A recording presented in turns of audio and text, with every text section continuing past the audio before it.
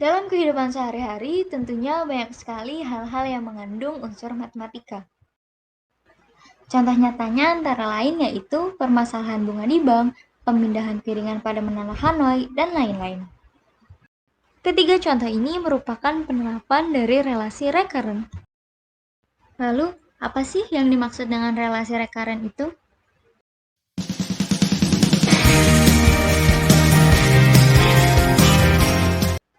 Hai teman-teman semuanya, video pembelajaran kali ini akan disampaikan oleh saya, Nisa Nabila Zahra, dan juga rekan saya.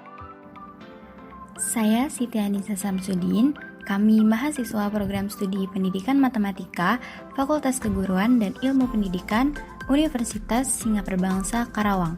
Langsung saja kita mulai pembahasan materi relasi recurrence. Relasi yang kita tahu merupakan suatu hubungan yang identik dengan barisan atau sequence. Barisan pada relasi recurrent dapat ditulis A0, A1, A2, dan seterusnya hingga AN.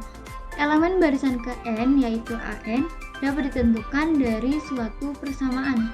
Bila persamaan AN dinyatakan secara rekursif dalam satu atau lebih suku elemen sebelumnya, yaitu A0, A1, A2, dan seterusnya hingga AN-1, maka persamaan tersebut dinamakan relasi recurrent.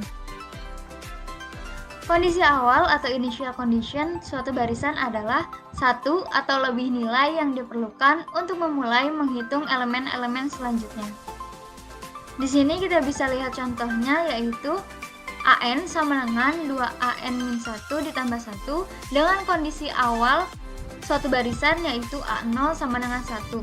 Untuk mencari elemen selanjutnya atau suku A1, kita akan mensubstitusikan angka 1 dengan N dan akan kita dapatkan A1 sama dengan 2A1 dikurang 1 ditambah 1 dan akan didapat hasilnya yaitu 2A0 ditambah 1. Kita akan mensubstitusikan A0 ini dengan angka 1 sehingga akan didapatkan 2 dikali 1 ditambah 1 sama dengan 3.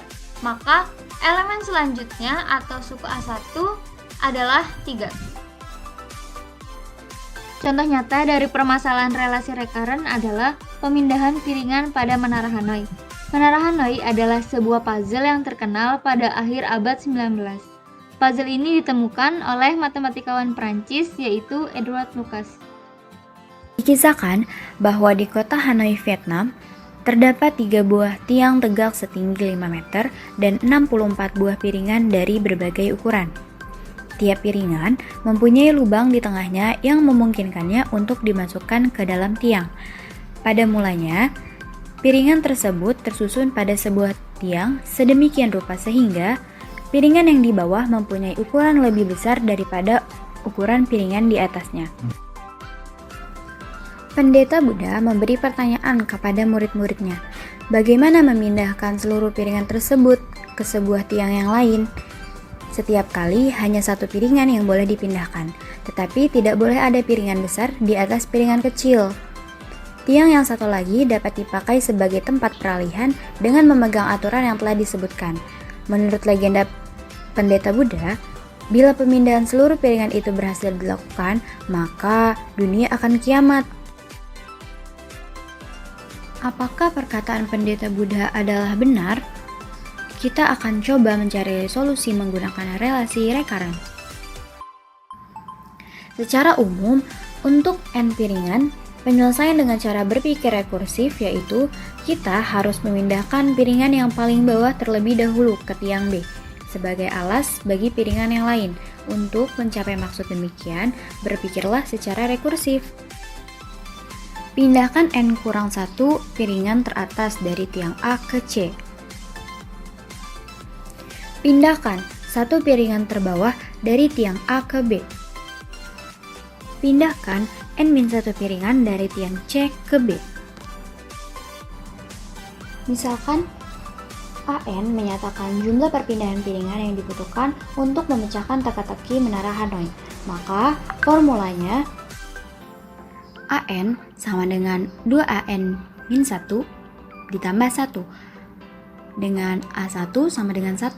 Penyelesaian relasi recurrence-nya adalah AN sama dengan 2an-1 ditambah 1 menjadi 2, buka kurung 2an-2 ditambah 1 tutup kurung ditambah 1 sama dengan 2 pangkat 2 an-2 ditambah 2 ditambah 1 sama dengan 2 pangkat 2 2an-3 ditambah 1 ditambah 2 ditambah 1 sama dengan 2 pangkat 3 an-3 ditambah 2 pangkat 2 ditambah 2 ditambah 1 sampai seterusnya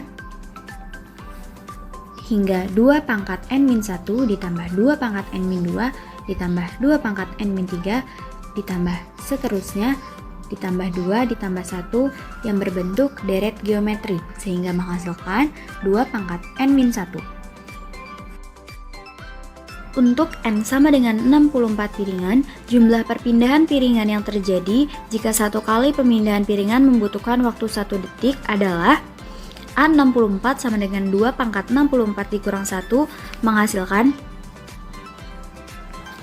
18 kuintiliun 446 kuadriliun 744 triliun 73 miliar 709.551.615 detik atau setara dengan 584.942.417.355 tahun atau sekitar dengan 584 miliar tahun.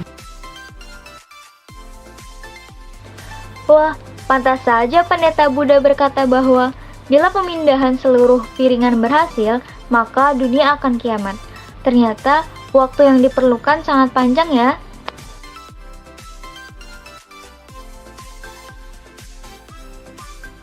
Bagaimana teman-teman? Pembahasan relasi rekarensi ini menarik bukan? Terima kasih sudah menyimak video ini. Sampai berjumpa di video selanjutnya.